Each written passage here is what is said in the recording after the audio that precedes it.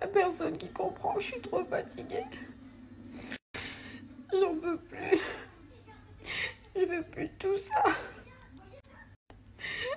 J'en peux plus, je suis fatiguée, je veux plus.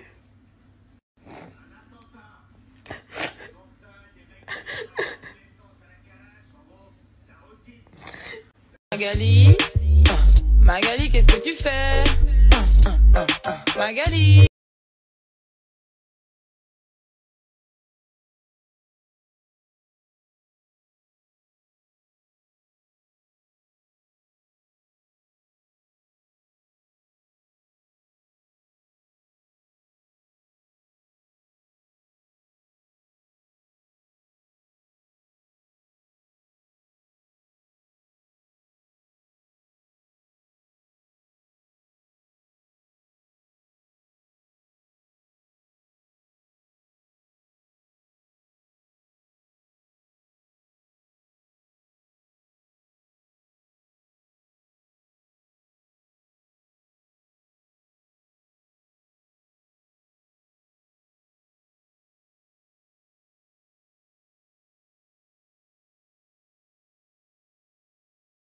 J'en peux plus. Je veux plus de tout ça. J'en peux plus, je suis fatiguée, je veux plus.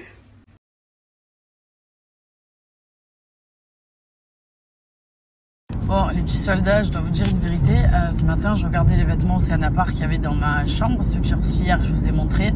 Je suis grave contente de bosser avec cette marque, vraiment, parce que je vous assure, ils sont vraiment canons, les vêtements. Et je me disais, putain, meuf, t'as de la chance, quoi. C'est en mode, aujourd'hui, tu reçois des produits, on te les envoie, t'es payé pour parler de ça. C'est ce qui s'appelle être influenceur ou être influenceuse. Et j'ai beaucoup de chance de pouvoir faire ça. Parce que je repensais à l'époque où j'étais à la caisse du magasin, où je ne sais plus quel autre métier j'ai pu faire. Et en fait, je me disais, putain, si à cette époque-là, on m'avait proposé des trucs comme ça, j'aurais kiffé. Après, bien évidemment, l'un va avec l'autre. C'est parce qu'aujourd'hui, j'ai fait de la télé. Du coup, bah, j'ai été un petit peu connue en France. Donc, du coup, bah, bien évidemment, l'un engendre l'autre.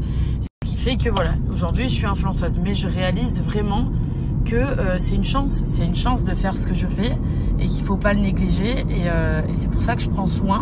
Je prends soin de sélectionner les marques avec qui je travaille, c'est très important parce que je sais que vous qui me suivez, les choses dont je vais vous parler, vous allez peut-être être susceptible de les acheter et ben en fait, je veux pas que ce soit des produits qui ne sont pas bons, pas de bonne qualité. Il faut vraiment, je fais des produits qui rentrent dans mon quotidien. Et si vous me suivez et qu'il y a quelque chose qui vous plaît, en tout cas, sachez que j'essaye de prendre soin au maximum de sélectionner les marques avec qui je travaille.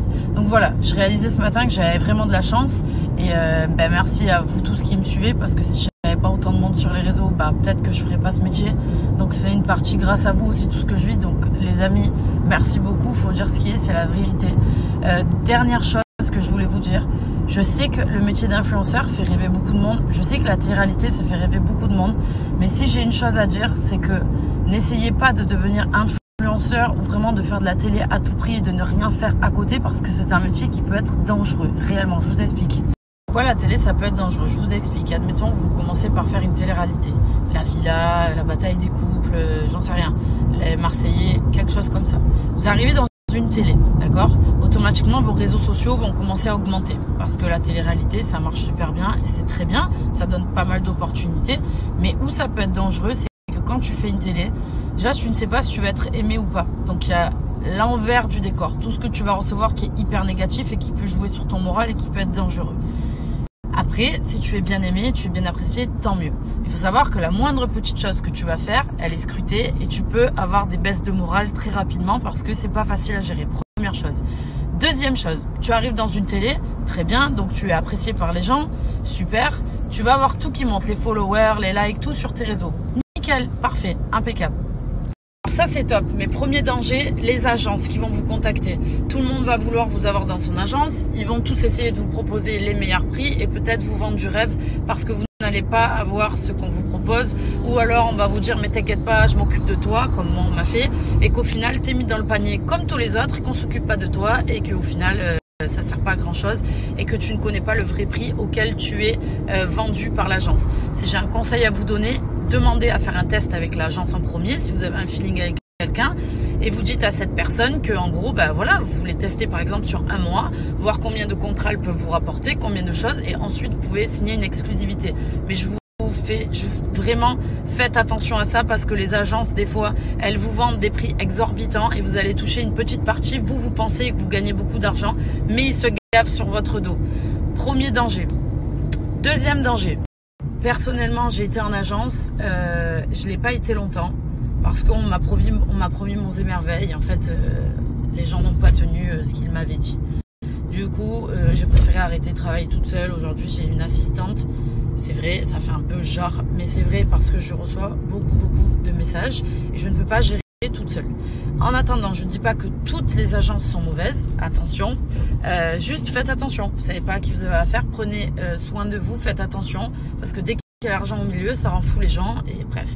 Alors attendez, le truc le plus important maintenant que je vais vous dire et qui est le plus dur, c'est ça.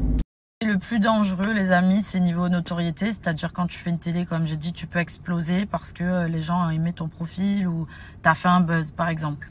Moi, j'aime pas les buzz, mais il y a des gens qui font. Super. Et ben, qu'est-ce qui se passe derrière? Les marques, ils sont intéressées par toi parce que tu as beaucoup d'abonnés, tu as beaucoup de likes, tu marches sur le moment, tu vois ce que je veux dire? Derrière, si ça marche plus, quel est le risque? Le risque est que tu vas devenir plus personne. Donc automatiquement, les marques ne sont plus intéressées. Automatiquement, bah, tu ne gagnes plus d'argent. Et si tu n'as pas mis de l'argent de côté avec ce que tu as gagné, ou si tu n'as pas investi dans quelque chose, quel est le retour?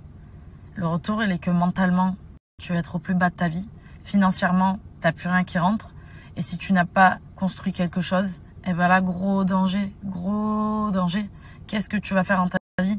Le métier d'influenceur, il est bien, la télé c'est bien, mais les amis, ne pensez pas qu'à ça s'il vous plaît, parce que je sais que c'est une mode, ça peut être très dangereux. Donc faites-le intelligemment si vous voulez le faire. Donc voilà, soyez prévoyants les amis, si vous avez l'opportunité de pouvoir devenir influenceur ou faire de la télé, bien évidemment que ça fait rêver et je le comprends parce que moi la première, franchement j'ai une super belle vie, je suis super heureuse aujourd'hui, mais je pense à vous qui peut-être avez envie de faire ça parce que les réseaux ça fait rêver, les gens qui vivent dans des destinations de rêve ça fait rêver, oui, mais attention, faites attention, investissez de l'argent quand vous gagnez, c'est super important pour penser au après, à qu'est-ce qui va se passer dans ma vie future, financièrement, dans mon travail, qu'est-ce que je vais pouvoir faire si demain ça s'arrête. C'est à ça qu'il faut penser, c'est pas juste sur le moment, ah ouais je gagne beaucoup d'argent, je passe à la télé, je suis connue, oui mais après si demain ça s'arrête.